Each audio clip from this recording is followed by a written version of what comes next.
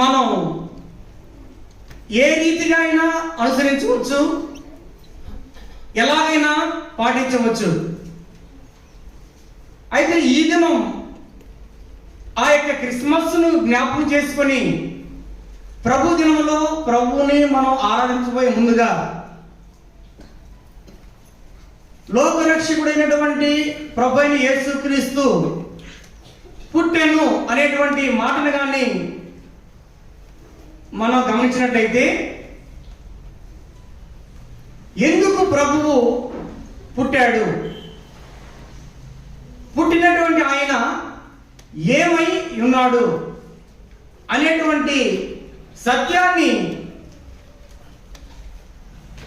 ఒక ఇసుక రేణు అంతైనా మనం అర్థం చేసుకొని ఆరాధించినట్లయితే ఆ యొక్క ఆరాధనకి నిజమైనటువంటి అర్థం ఉంటున్నది. పుట్టినటువంటి లోక రక్షకుడైనటువంటి పాప విమోచకుడైనటువంటి ప్రభు అయిన యేసుక్రీస్తు ఏమై ఉన్నాడు అనేటువంటి సత్యం మనం గుర్తించి ఆరాధించినప్పుడే ఆ యొక్క ఆరాధనకి సరైనటువంటి అర్థం ఉంటున్నది. అలాంటి అవగాహన లేకపోతే ఇంకా లోకరక్షకుడిని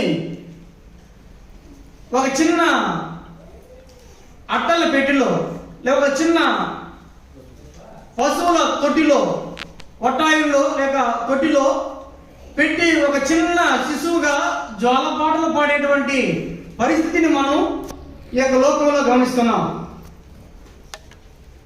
ఇది మనం అనుదిన జీవితంలో చూస్తున్నాం. అయితే దాన్ని మనం ఆచరించట్లేదని నేను నమ్ముతున్నాను. కాబట్టి మనం ఇలాగా సంఘముగా చేరి ఆయన్ని ఆరాధించే వరకై ప్రత్యేకపడిన వారిగా ఇలాగ కూడి వస్తున్నాం. పుట్టినటువంటి ఈయన ఏమై ఉన్నాడు అనేటువంటి కొన్ని కార్యాలని మీ యొక్క గమనానికి నేను తీసుకురావడానికి ఇష్టపడుతున్నాను. కాబట్టి దయచేసి ప్రేమతోటి మీకు నేను చేసేటువంటి విజ్ఞప్తి ఏంటంటే, ఆరాధించడం మంచిదే, కానీ అయితే ఆరాధన అర్థవంతముగా ఉండుట చాలా ముఖ్యం.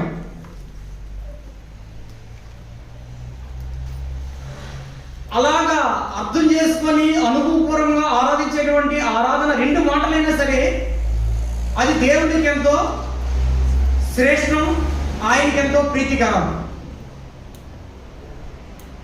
ఆరాధన అంటేనే మనం ఆరాధించేటువంటి ఆయన ఏమై ఉన్నాడు అనేటువంటి కార్యాన్ని మనం తెలియజేయడం ఆరాధన. దాని కొరకే అర్థముతో కూడినటువంటి మాటలు, ఆహ్లాదకరమైనటువంటి భాషా ప్రావీణ్యతో అవసరం లేదు. హృదయాంతరంగా వచ్చేటువంటి రెండు మాటలైనా చాలు, అది ఆత్మతో సత్యముతో కూడినే ఉండాలని ప్రభు ఇష్టపడుతున్నాడు. సరే, ఈ యొక్క ఆత్మస్వరూపి అయినటువంటి దేవుడు మానవ రూపాంతరంలో జన్మించినటువంటి లోక రక్షకుడైనటువంటి ఆయన, లేక మన రక్షకుడు, మన విమోచకుడైన ప్రభు అయిన యేసుక్రీస్తు ఏమై ఉన్నాడు? మొట్టమొదటిగా మనం చూసినట్లయితే చూడండి, పరిశుద్ధ గ్రంథముల నుండి మనందరికీ చాలా సుపరిచయమైనటువంటి లేఖన భాగం లూకా సువార్త 2వ అధ్యాయము 11వ వచనం. లూకా సువార్త 2వ అధ్యాయం 11వ వచనం. నేడు రక్షకుడు మీ కొరకు పుట్టి ఉన్నాడు, ఈయన ప్రభువైన క్రీస్తు. చాలా సంతోషంగా ఉంది. రెఫరెన్స్ చెప్పిన వెంటనే దాదాపు 5 స్వరాలు నాకు వినపడ్డాయి. ఇలాగనే ఉండాలి. దాన్ని బట్టి ఏమవుతుందంటే, లేఖనముల పైన, లేఖన భాగముల పైన మీరు ఎంత అక్కర కలిగి గమనం కలిగి ఉంటున్నారో ఇట్లాగే అర్థమైపోతున్నది. ఎవరు పుట్టి ఉన్నారని ఈ యొక్క లేఖన భాగంలో మనం చూస్తున్నాం? దావీదు పట్టణమందు నేడు రక్షకుడు మీ కొరకు పుట్టి ఉన్నాడు. సరే, పుట్టినటువంటి ఈయన ఏమైనాడు?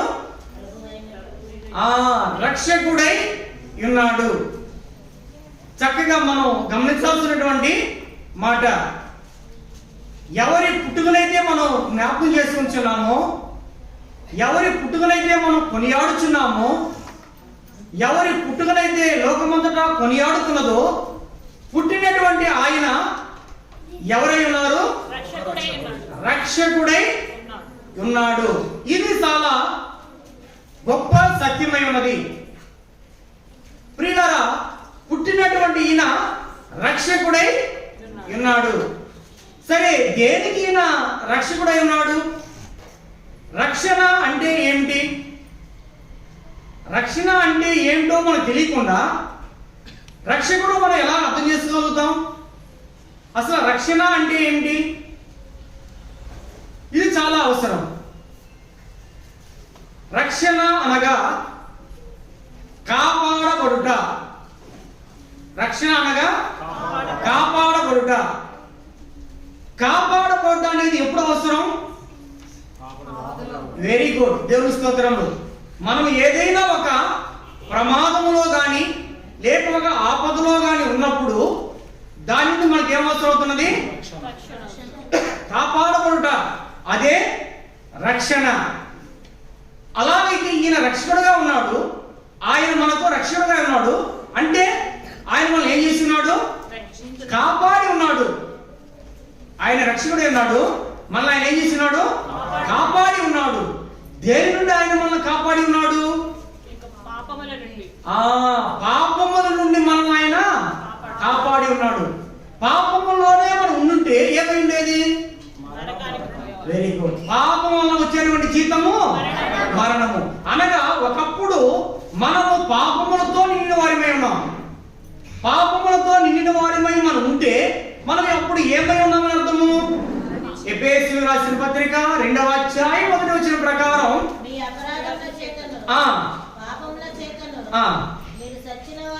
చాలుమా అంటే మనం ఒకప్పుడు పాపములతోటి అపరాధములతోటి ఏమై ఉన్నాము? సచ్చిన వారిమై ఉన్నాము. ఎవరికి కోపం రావట్లేదు కదా?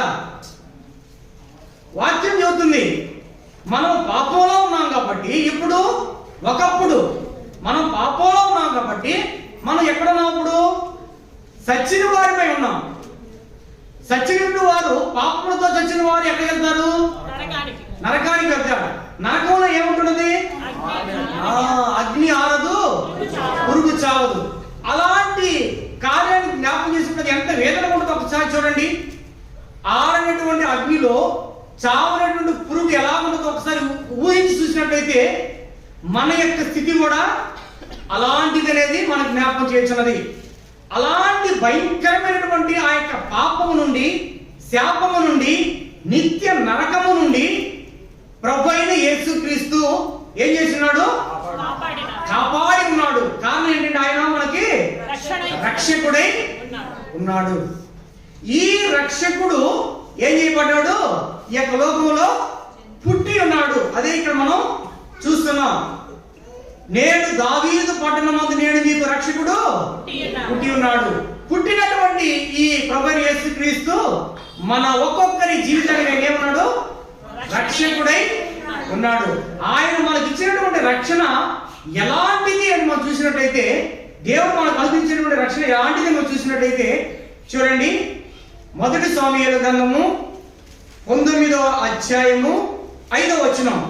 అతడు ప్రాణమునకు తెగించి ఆ ఫిలిష్తీయుని చంపగా యెహోవా ఇశ్రాయేలులందరికీ గొప్ప రక్షణ కలుగజేసెను. చాలుమా. యెహోవా ఇశ్రాయేలులందరికీ ఏం కలుగజేశాడు? గొప్ప రక్షణ కలుగజేశాడు. ఎక్కడి నుండి? ఫిలిష్తీయుల చేతుల నుండి. దావీదు ఏం చేశాడు? ఆ యొక్క శత్రువు అయినటువంటి గొల్యాతుని నాశనం చేయడం ద్వారా, అతని అంతం చేయడం ద్వారా ఇశ్రాయేలు ప్రజలందరూ కూడా ఏం లభించింది?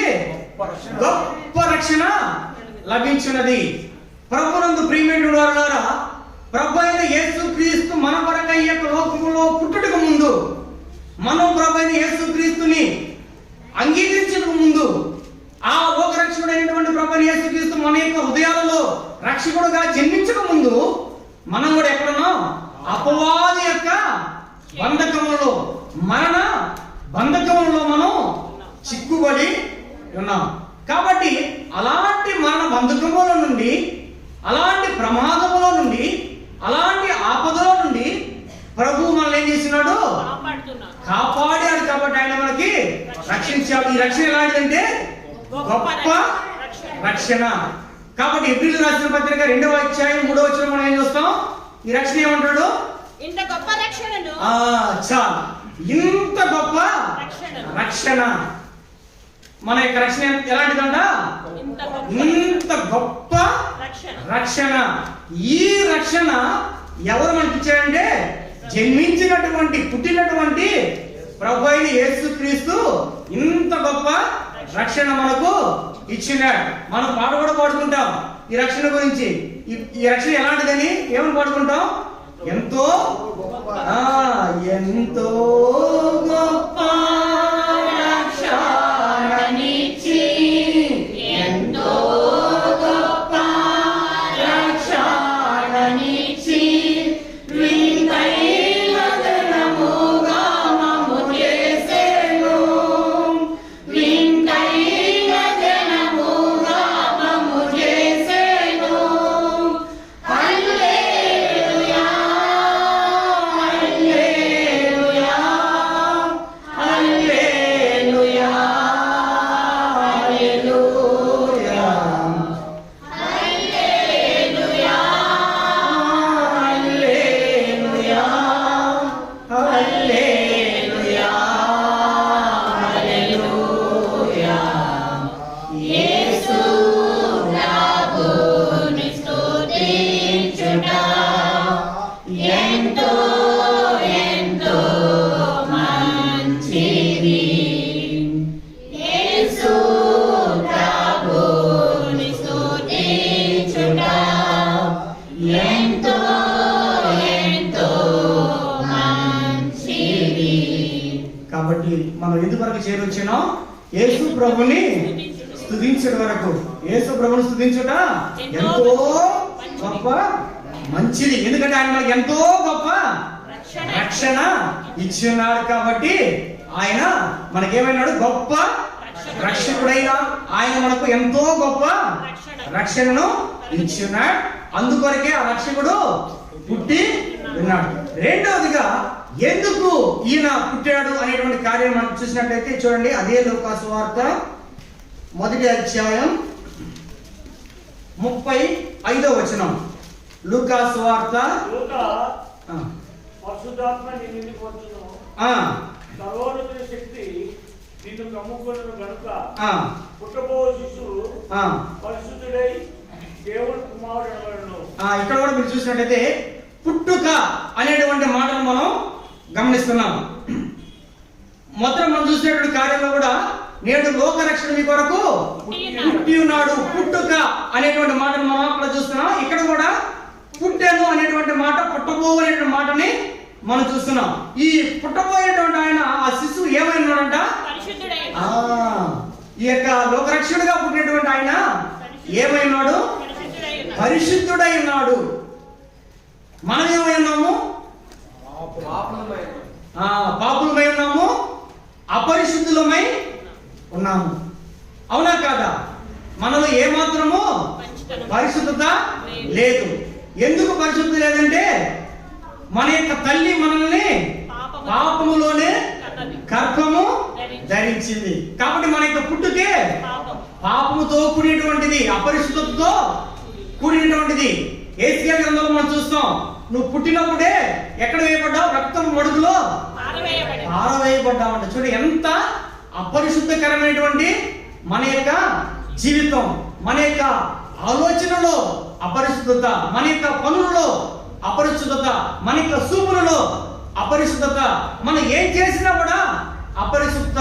మన యొక్క జీవితమే ఒక అపరిశుద్ధత.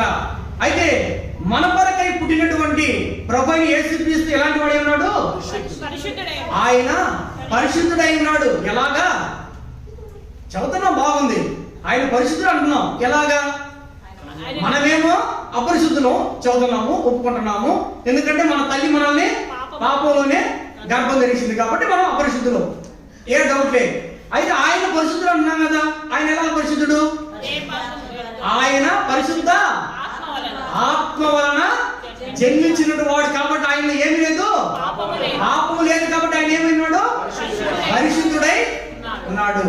కాబట్టి పరిశుద్ధత లేకుండా ఏ ఒక్కరు కూడా దేవుని చూడలేరు, దేవుని దర్శించలేరు, దేవుని సమీపించడం లేదు.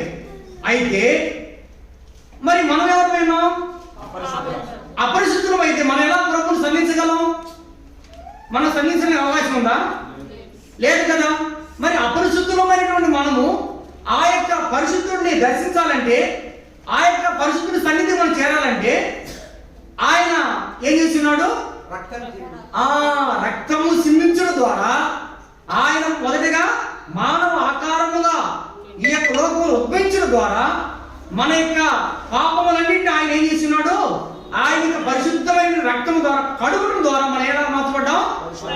పరిశుద్ధులుగా మార్చబడిన ప్రభువైన యేసుక్రీస్తు యొక్క రక్తము సకల పాపముల నుండి మనల్ని కడిగి పవిత్రులుగా చేయను. అంటే అపరిశుద్ధులమైనటువంటి మనల్ని పవిత్రులుగా చేసెను. ఎలాగ సాధ్యమైంది? మన ప్రభువు పరిశుద్ధుడు కనుక, మన ప్రభువు పరిశుద్ధుడు కనుక అపరిశుద్ధులుగా ఉన్నటువంటి మనము ఆయన యొక్క రక్తము ద్వారా మన సమస్తమైనటువంటి అపరిశుద్ధతను, అపవిత్రతను కడిగి ఆయన మనల్ని పవిత్రులుగా అనగా పరిశుద్ధులుగా చేర్చి మార్చి ఉన్నాడు. కాబట్టి ఆయన ఎవరైనాడు? పరిశుద్ధుడై ఉన్నాడు. ఆయన ఎవరు? ఆయన మనకి రక్షకుడుగా ఉన్నాడు. రెండవదిగా మనకి రక్షకుడు. మనం ఇప్పుడు చూసిన లేఖన ప్రకారం ఆయన పరిశుద్ధుడు అయి ఉన్నాడు. మనం ఈ దీని గురించి కూడా పాడబడుకుంటాం. ఏమని? పరిశుద్ధుడవు నీతిమంతుడు పాడుకుంటాం కదా. ఏమని ఎలా పాడుకుంటాం? పరిశుద్ధుడవు నీతిమంతుడవు, పరిశుద్ధుడవు నీతిమంతుడవు, పాపపు వస్త్రము మార్చిన దేవా, పాపపు వస్త్రము మార్చిన దేవా, ప్రాపుగా రక్షణ వస్త్రమిచ్చితివి, ప్రాపుగా రక్షణ వస్త్రమిచ్చితివి, పొగడెద నిన్ను ధవళవర్ణుడా, పొగడెద నిన్ను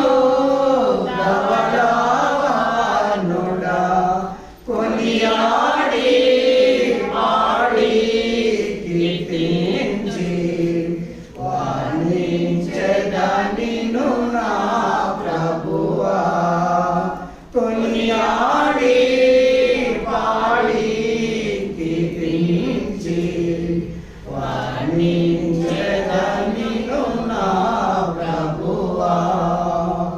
కాబట్టి మరి ఆయన ఎవరై ఉన్నారు? పరిశుద్ధుడై ఉన్నాడు. మూడవదిగా పుట్టినటువంటి ఈయన ఎలాంటి వాడిగా పుట్టినాడని కార్యాన్ని మనం చూసినట్లయితే చూడండి. యోహాను సువార్త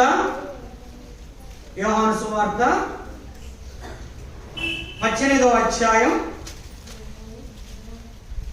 యోహాను సువార్త 18వ అధ్యాయం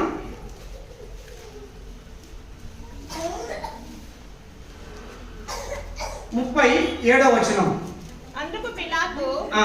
నీవు రాజువా అని ఆయనను అడుగగా, ఆ. యేసు, నీవన్నట్టు నేను రాజునే, ఆ. సత్యమును గూర్చి సాక్ష్యమిచ్చుటకు నేను పుట్టితిని. చాలమ్మా.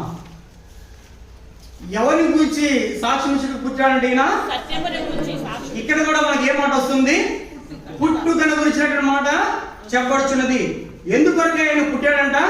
సత్యమును గూర్చి సత్యమును గురించి సాక్ష్యం ఇచ్చిన కొరకై ఆయన పుట్టి ఉన్నారు. ఏంటా యొక్క సత్యము? ఆయన సత్యము గురించి సాక్ష్యం ఇచ్చడానికి పుట్టాడు, మంచిదే. ఎవరో సత్యం? ఏంటా సత్యం?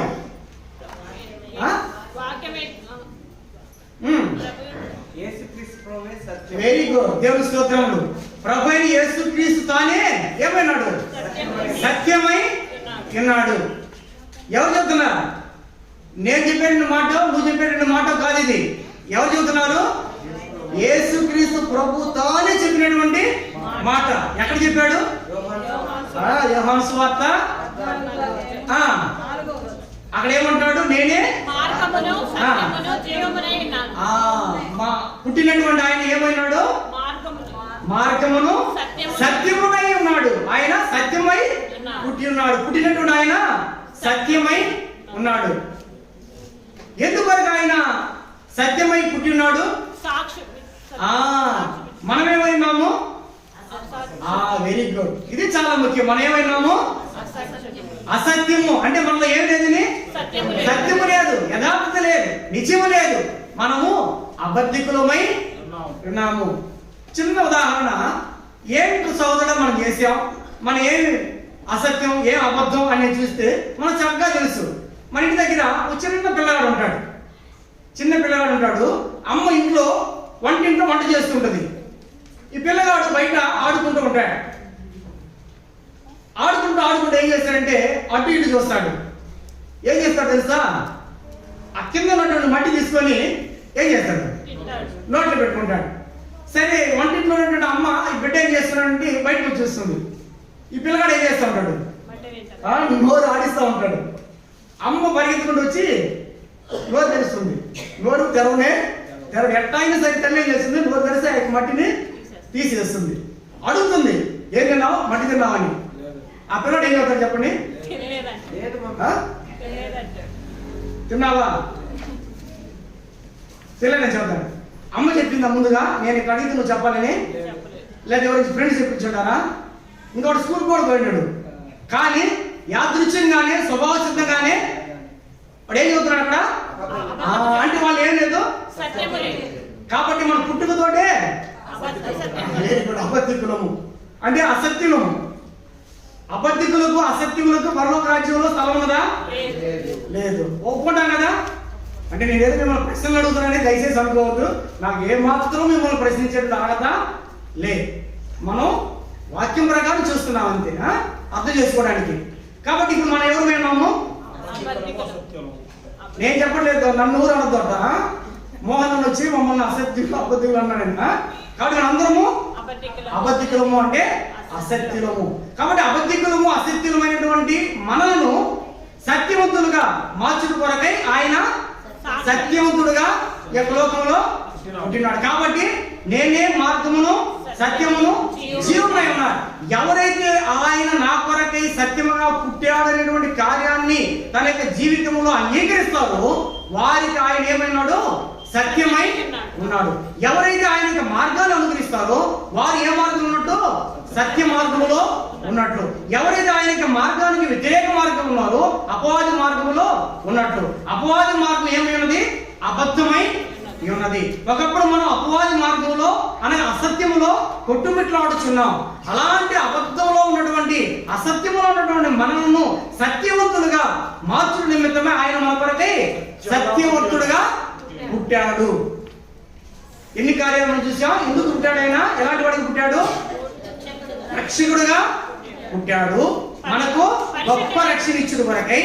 రెండోది ఆయన పరిశుద్ధుడుగా పుట్టాడు. అపరిశుద్ధులైన మనల్ని పరిశుద్ధులుగా చేయడం కొరకై, పరిశుద్ధుల సమాజంలో చేర్చబడ్డ కొరకై.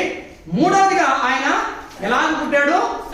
సత్యముగా పుట్టి ఉన్నాడు. ఎందుకంటే అసత్యులైనటువంటి అబద్ధికులైన మనల్ని సత్యవర్తులుగా మార్చుట కొరకై ఆయన సత్య మార్గములో అనగా నిత్య పరలోక రాజ్య మార్గంలో మనల్ని ప్రయాణింప చేయడం కొరకై, జీవింప చేయడం కొరకై. నాలుగవదిగా ఆయన పుట్టినటువంటి ఆయన ఎలాంటి వాడిగా ఉన్నాడనేటువంటి కార్యాన్ని మనం చూసినట్లయితే అనేక కార్యాలు ఉంటున్నాయి. కానీ ఈ యొక్క సమయంలో ప్రభువుని మనం ఆరాధించడానికి కొన్ని కార్యాలు మాత్రమే మీ గమనానికి తీసుకురావాలని ఇష్టపడుతున్నా. 4వదిగా చూడండి, మత్తయి సువార్త 2వ అధ్యాయం మొదటి 2 వచనములు. రాజైన హేరోదు దినములయందు ఆ. యూదయ దేశపు బెత్లెహేములో యేసు పుట్టిన పిమ్మట ఇదిగో తూర్పు దేశపు జ్ఞానులు యెరూషలేమునకు వచ్చి. ఎవరు వచ్చారో యెరూషలేముకి? తూర్పు దేశపు వచ్చినట్టు వారు ఎవరు? వెలివారా? వారు మహా గొప్ప జ్ఞానులు. ఆ జ్ఞానులు వచ్చి ఏమడుగుతున్నారు? ఇప్పుడు 2వ వచనం చదవండి. యూదుల రాజుగా పుట్టినవాడు ఎక్కడనున్నాడు? తూర్పు దిక్కున మేము ఆయన నక్షత్రమును చూచి ఆయనను పూజింపవచ్చితమని చెప్పిరి. చాలు. ఉదయకాలంలో మనం ఎందుకు వచ్చామమ్మా? దేవుని ఆలయానికి, మందిరానికి ఎందుకు వచ్చాం? Very good. దేవుని ఆరాధించిన వరకై వచ్చిన్నాం. ఆరాధన అనేది చాలా ఉన్నతమైనటువంటిది, చాలా శ్రేష్టమైనటువంటిది. ఆకాశమును భూమిని అందులోని సమస్తమును కేవలం నోటి మాటల ద్వారా సృష్టించినటువంటి దేవుడు, సమస్తమునకు సర్వాధికారి అయినటువంటి దేవుడు, సమస్తముడు ఆయనకు లోపడుతుండగా ఆయన యొక్క స్వరూపంలోను ఆయన యొక్క ఆకారంలోను నిన్ను నన్ను సృష్టించినటువంటి దేవుడు మన ఎదురు నుండి ఎదురు చూసేటువంటి ఏకైక కార్యం ఏంటో తెలుసా? ప్రభు మన దగ్గర నుంచి ఏంటి చూస్తాడు? ఏం చూస్తాడు? మన యొక్క అనంతరం చూస్తాడా? లేక మన యొక్క అంతస్తుని చూస్తాడా? లేక మనకు అందాన్ని చూస్తాడా? ఏం చూస్తాడు? మన దగ్గర ఏమవుతాడు? ఆయన మన యొక్క హృదయాంతరం వచ్చేటువంటి ఆరాధనలో ఆయన ఆనందించేటువంటి వాడై ఉన్నాడు. దేంతో ఆనందిస్తాడు? ఆయన మన ఆత్మతో సత్యంతో చేసే ఆరాధన ఆయన ఆరాధించేటువంటి వాడు ఉన్నాడు. అలాంటి ఆరాధనని మనం చేయాలని ఆయన కోరుతున్నాడు. ఈ ఆరాధన అనేటువంటి కార్యం చేసినప్పుడు నాకు ఒక కార్యం గుర్తుకొస్తుంది. ఒక దేవుని దాసుడు చెప్పాడు, ఆదివారం అయితేనే పరలోక రాజ్యంలో జలసి ఏర్పడిద్దంట, అసూయ పుట్టిద్దంట. ఇద్దరు సహోదరులు కొత్తలు చదువుతున్నారని అంటే అర్థం చేసుకోవడం చదువుతున్నా. పరలోకం ఏం జరుగుతూ ఉంటది? ఎలాగా? పరిశుద్ధుడు పరిశుద్ధుడు పరిశుద్ధుడని వారానికి ఎన్ని రోజులు చేస్తారు? అలాగా వెరీ గుడ్. చమ్మో చాలా దగ్గర వారు మానక నిత్యం వాళ్ళు ఏం చేస్తారు? దేవుని అక్కడ ఆరాధన చేస్తారు, మహిమపరుస్తున్నారు కదా. అయితే ఆదివారం వస్తే ప్రభు పరలోక రాజ్యంలో ఆ యొక్క స్తుతుల మధ్య నుండి బయటకు వస్తాడంట. బయటకు వచ్చి ఏం చేస్తాడంటే భూలోకం నుంచి వస్తాడంట. దేవదూతలు అనుకుంటారంట 24 గంటలు మనం ఈయన పరిశుద్ధుడు పరిశుద్ధుడు పరిశుద్ధుడు మనం ఆయన పొగుడుతూ ఉంటే ఈయన ఎదురు పెట్టి ఆయన భూలోకంలో తొంగి చూస్తున్నాడు అని వాళ్ళ సందేహం వస్తుంది. ఒకసారి దేవుని దూత అర్థం చేసుకుని చూస్తున్నా. దేవుని దూత వచ్చి అడిగారంట, అయ్యా మేము ఎంతగానో పొగుడుతున్నాం కదా, మేము మా దగ్గర ఏమైనా సమస్య నీ కొరకి నిన్నే పొగుడుతుంటే నువ్వేంటే ఆదివారం వస్తే భూలోకం తొంగి చూస్తున్నావు అనంట. అప్పుడు ప్రభు చెప్పాడంట, అదిగో భూలోకంలో చూడండి, నా స్వరూపంలో నా ఆకారంలో సృష్టింపబడినటువంటి నేను ఏర్పరచుకున్నటువంటి నేను ప్రాణం ఇచ్చినటువంటి నా యొక్క జనులు. దేవుని దూతల కొరకు ఆయన ప్రాణం ఇవ్వలేదు. చూసారా? దేవుని దూతల కొరకు ఆయన ప్రాణం ఇవ్వలేదు. ఎవరి కొరకు ప్రాణం ఇచ్చాడు? నీ కొరకు నా కొరకై ప్రాణం ఇచ్చాడు. దేవుని దూతలకు ఆయన ఆకారాన్ని ఇవ్వలేదు. ఎవరికి ఇచ్చాడు? మనకిచ్చాడు. దేవుని దూతల కంటే మనం కొంచెం తక్కువ వారిగా చేసి మన దేవుడు కప్పినాడు. ఆయన దేవుని యొక్క మహిమ చూసారా? దేవుని మహిమతో మనం ఏం చేస్తున్నాడ? కప్పి ఉన్నాడు, నింపి ఉన్నాడు. కాబట్టి ఈ ఆదివారం వస్తే ఆయన ఏడు చూసేసరికి దేవతలకంతా అసూయ కలిగిద్దంట. అంటే దేని చూద్దామంటే దేవుడు మన యొక్క ఆరాధన అంతగా ఇష్టపడతాడు. మరి దేవుడు ఇంతగా ఇష్టపడేటువంటి ఆరాధన కానీ ఆయనకు వచ్చినట్టు మనం ఎన్ని దినాలు, ఎన్ని మాసాలు, ఎన్ని సంవత్సరములు ఇంకా నోరు తెరిచి ఆరాధించకుండానే వెళ్ళిపోతే ఏదో మీ పైన నేరారోపణ చేయడం కొరకు, మీ పైన ఒక పుట్టన మోపుడు కొరకు నేను మాట చెప్పట్లేదు. దేవుడు మన దగ్గర చూసేట్టు ఎదురు చూసేటది ఒకే ఒక కార్యం, ఆరాధన. ఈ 2 మాటలు చాలు ఆరాధన చేయడానికి. ముందుగా చెప్పిన ఆరాధన మంచి భాషా ప్రాణిత వస్తుండే. ఉదయకాలంలో అంకులు ప్రార్థన చేయమని చెప్పారు. ఒక అక్కగారు ప్రార్థన చేశారు. ఎంత అద్భుతంగా ప్రభువా నాకు ప్రార్థన చేయడం తెలియదయ్యా, నాకు ప్రార్థన చేయడం తెలియదే అని చెప్పేసి ఆమె ప్రార్థన చేస్తుంటే నా హృదయం పగిలిపోయింది. ప్రభు ఇదేదో నువ్వు ఇష్టపడుతున్నావు, ఇలాంటి యథార్థంగా నువ్వు ఇష్టపడుతున్నావు. 2 మాటలు ఏ భాష అయినా పర్వాలేదు, ఎలాంటి మాటలైనా పర్వాలేదు, కానీ ప్రభువుని ఆరాధించాలని ఆయన ఇష్టపడారు. అందుకొరకు ఆయన పుట్టినాడు ఈ లోకంలో. మనకు రక్షణ ఇవ్వడం కొరకే, మనం పరిశుద్ధులుగా మార్చడం కొరకే, మనల్ని సత్య మార్గం నడిపించడం కొరకే. మరి ఇక్కడ మనం చూసినట్లయితే ఇక్కడ ఏమంటున్నాడు, వాళ్ళు ఆ జ్ఞానులు ఏమంటున్నారంటే 2వ వచనంలో యూదులకు రాజుగా, ఇక్కడ మరలా మనం పుట్టిన మాట చూస్తున్నాం. ఎవరిని ఏమంటున్నారు పుట్టినట్టు ఆయన్ని? రాజుగా పుట్టినటువంటి. అంటే ఆ తూర్పు దేశపు జ్ఞానులు ఏమంటారు ఈయన్ని? రాజు. పుట్టినటువంటి ఈయన ఎవరైనారు? రాజు అయి ఉన్నాడు. చూసారా, పుట్టినటువంటి ఈయన రాజు అయి ఉన్నాడు. రాజు ఏం చేస్తాడు? ఎవరు పాలిస్తాడు? ఎవరు పరిపాలన చేస్తాడు? తన యొక్క ప్రజలను పరిపాలిస్తాడు. తన యొక్క ప్రజల యొక్క అవసరాలను రాజు ఏం చేస్తాడు? తీరుస్తాడు. మరి ఆయన రాజు అయి ఉన్నప్పుడు మనం ఎవరమేమో? ఆయన యొక్క ప్రజలమేమో. రాజు ఇంకా ఏం చేస్తాడు? ప్రజల తరపున యుద్ధం చేస్తాడు. ఎవరితోటి? శత్రువుతోటి యుద్ధం చేసి రాజు తన ప్రజలకు ఏం అనుగ్రహిస్తాడు? రక్షణ, విజయాన్ని. రాజు విజయాన్ని తన యొక్క బిడ్డలకి, తన యొక్క ప్రజలకి అనుగ్రహిస్తాడు. కాబట్టి 99వ కీర్తన మొదటి వచనంలో ఏమంటాడంటే, యెహోవా రాజ్యము చేయుచున్నాడు. యెహోవా రాజ్యము చేయుచున్నాడు. కాబట్టి పుట్టినటువంటి ఈయన రాజుగా ఉన్నాడు. ఆయన ఏం చేస్తున్నాడు? రాజ్యము చేయుచున్నాడు. అంటే పరిపాలన చేయుచున్నాడు. ఆయన మనకేమైనాడు? రాజు అయి ఉన్నాడు. మనము ఆయన ద్వారా పాలించబడేటువంటి ప్రజలమై ఉన్నాము. ఆ రాజు మనకు ఎక్కడుంటాడు? రాజు ఎక్కడుంటాడు? జనానికి ఎక్కడుంటాడు రాజు? ప్రజల మధ్యలో ఉంటాడు. ప్రజలకు సమీపంగా ఉంటాడు. ప్రజలకు ముందుగా ఉంటాడు. మన రాజు మనకి ఎక్కడుంటాడు? ముందుగా ఉండి మనల్ని నడిపించేటువంటి వాడిగా, మనల్ని పాలించేటువంటి వాడిగా, మనకి అవసరాలను అందించేటువంటి వాడిగా, తీర్చేటువంటి వాడిగా ఉన్నాడు. ఎవరు? రాజు. ఆయన ఏమైనాడు? పుట్టి ఉన్నాడు. మన కొరకే రాజుగా పుట్టి ఉన్నాడు. ఆ రాజు మనం ఏం చేయాలా? ఆరాధించాలి. ఆ రాజును మనము దుర్దేశ జ్ఞానులు చేంజ్ చేశారు. ఆయనకి నమస్కారములు పూజించారంటే, పూజించినట్టు ఏంటంటే దేవునికి నమస్కారం చేయక ఆరాధించుట. మరి ఉదయకాలంలో మనం కూడా దేవుని ఆలయానికి వచ్చాం. ప్రభు పుట్టాడు సంబరపడితే చాలు. ఇళ్ళకి ముగ్గేసినంత మాత్రాన పండగ కాదు, లోకం అదే చేస్తుంది. అంకుల్ ప్రార్థన చేసినప్పుడు ఇలాగ చేశాడు. సృష్టికర్తను మర్చిపోయి ఏం చేస్తున్నాం? మనం సృష్టిని పూజిస్తున్నాం. అందుకే ఇళ్ళకి ముగ్గేసినంత మాత్రాన పండగ కాదు. క్రిస్మస్ అంటే ఇంటికి రంగులు కొట్టుకోవడం తప్పులేదు. రంగులు కొట్టే దేనికోసం? స్టార్ పెట్టే దేనికోసం? అక్కడ కుడీలు పెట్టి దేనికోసం? ఇదంతా కూడా పండగ, అలంకారం. ప్రభు దేని కోరుకుంటున్నాడు?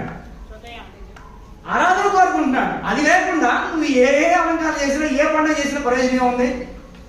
కానీ ప్రభు కోరుకునేది ఏంటంటే ఆయన్ని ఆరాధించాలి. దుర్దేశ జ్ఞానులు అదే చేశాడు. ఆయన్ని ఆరాధించారు, పూజించారు, నమస్కరించారు. ఎందుకంటే ఆయన ఏమైనాడు? రాజు అయి ఉన్నాడు. రాజా నీకే స్తుతి స్తోత్రములు, గీతములు మంగళాధనులు. రాజా నీకే స్తుతి స్తోత్రములు, గీతములు మంగళాధనులు. శుభము శుభము శుభము నిత్యము, హల్లెలూయా ఆమేన్ ఆమేన్. శుభము శుభము శుభము నిత్యము, హల్లెలూయా ఆమేన్ ఆమేన్. స్తోత్రింతుము నిన్ను మారు తండ్రి, సత్యముతో ఆత్మతో నిపుడు. స్తోత్రింతుము నిన్ను మారు తండ్రి, సత్యముతో ఆత్మతో నిపుడు. పరిశుద్ధాలంకార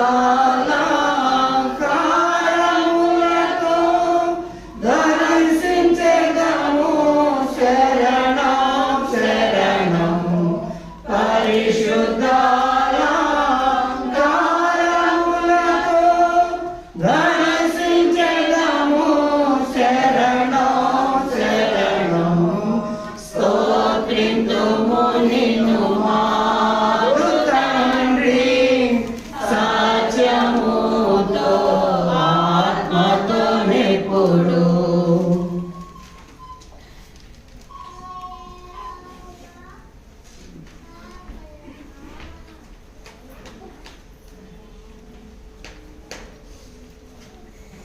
లేచి పాడగొడుతున్నాం.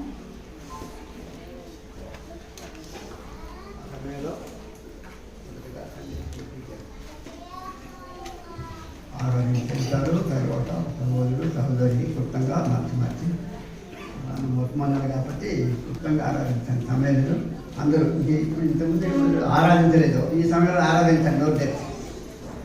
కాబట్టి ఆరాధన ఉంది మనకు విడుదల, స్వస్థత, ఆశీర్వాదం.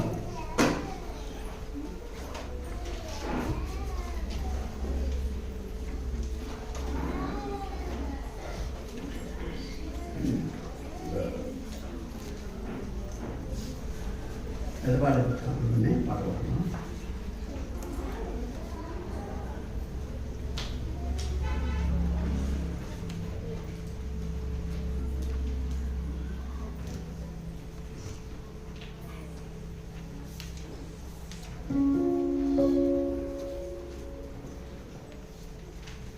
పాట సంఖ్య 99, పాటల పుస్తకం 97. క్రీస్తు తండ్రి అయిన దేవుని సృష్టింపబడిన తర్వాత ఇంత గొప్ప దేవుడు మనకు దొరికాడు.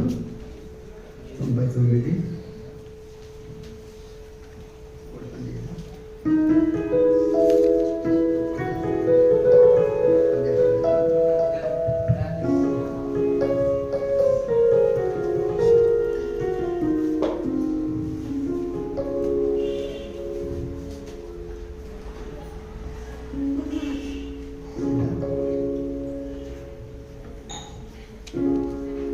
పెద్దపాల పుస్తకంలో పాట సంఖ్య 99, పాతపాల పుస్తకం 97.